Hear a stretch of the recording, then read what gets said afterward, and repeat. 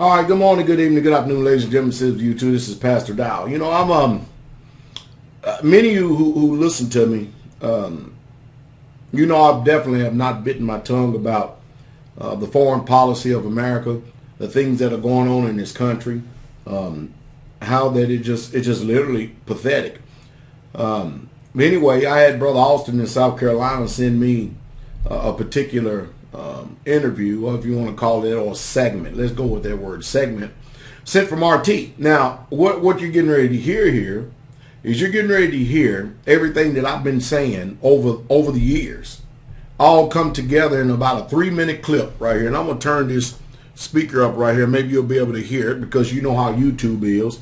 Even though you have fair use and everything, they monitor me left and right. It's like I always have a flag on my account for something that I've said. And we have so-called, freedom of speech. But then you can go out there on YouTube and look at the amount of people that slander, defame, talk about me, the whole 9 yards. And I want people to understand something. Many of you may not be aware that I'm aware of my enemies. I talk to them all the time. I'm aware of my enemies, and I know who my enemies are, and I know that enemies, they don't understand their nature, their character, attitude. I'm not too fond of people who hold ill will and harvest ill will towards me. Those who slander and defame and backbite me and everything and stuff like that. Now, I guess the deception of the whole thing is, and it's really truly not deception, is that no matter what people may try to do or want to do, or the way they speak against me, I'm not going to do them wrong, but at the same time, I'm not going to hold them near and dear to my heart either.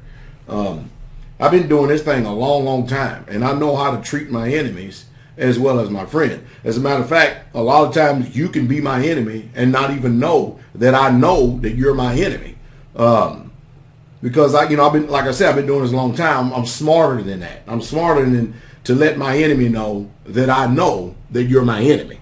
Even now, I'm letting the cat out of the bag to let you know, because you have to understand, as a preacher and a teacher and stuff, not because I personally wronged anybody, but simply because of the word and the way that I live.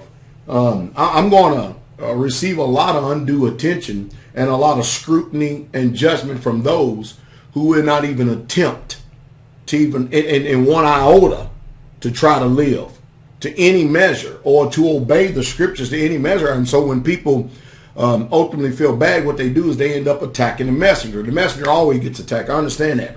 But believe me, I know who my enemies are. Yes, I do too. I know exactly who they are. But I want to get back to this story here for a second, because I want you to understand something. I want you to understand that everybody in the world is not totally oblivious to America. And these people know exactly what's going on. And of course, many Americans choose to actually turn a blind eye, a big blind eye to the things that are going on in America. And I keep telling you, the chickens are coming home to roost, but I want you to listen to this news reporter right here from RT and what she has to say about what's really going on.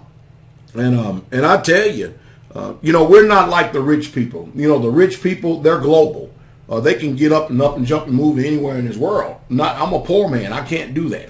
So I have to try to make do with where I'm at. But I'll tell you one thing. I agree with every single word that this woman has said. I want you to listen to it real here. Listen to what this. Well, it's kind of hard for you to listen to what the woman said when I turn around and stop the video. But let me try this again. Listen to what she has to say. Hopefully that's not too loud. In the U.S. lately, it's all bad for us Americans. So it might just be time for us to consider getting the hell out of this country. It might be time to emigrate. According to the U.S. Department of Labor's Bureau of Labor Statistics, our current labor participation rate is 63.2%. That means that only 2/3 of American adults have a job or are looking for one. A full 1/3 of us have either given up, are too busy with other things like crying into a pillow, or are just lazy. lowest labor participation rate since 1978. Our corporations aren't even pretending to care about their workers anymore. Behemoths like Walmart continue to pay crappy wages while shifting workers from full-time to part-time status just to avoid paying benefits. Our corporations rape the environment, fill our food, water, and air with carcinogens, and laugh all the way to the bank. And our bankers and politicians are in cahoots with them, conspiring to make sure they all continue to get obscenely rich at the direct expense of the rest of the country. All of those are pretty damn good reasons for Americans to maybe consider finding another place to live. And apparently, more and more Americans are doing just that. This year, we are currently on pace to have a record number of people actually renounce their American citizenship or permanent resident status. According to the Association of Americans Resident Overseas, over 6 million Americans now live in over 160 countries that are not America. The exact number is hard to say because the State Department isn't too fond of counting Americans that leave. There are many reasons for Americans to emigrate, but perhaps the most compelling is our foreign policy. We're at war with 74 countries. The rest of the world does not like that. We are spying on everyone, and they are not happy about that. Brazil is trashing us over it, demanding apologies and explanations.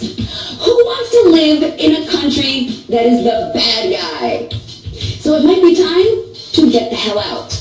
But if you're going to do it, Americans, you might want to do it now. Because soon, the rest of the world might just be too fed up with us to even let us visit. Tonight, let's talk about that by following me on Twitter at... Hey, I told you what I tell you. There's nothing that she did not say that was not the absolute truth. At least I know one thing. Everybody's not wide asleep.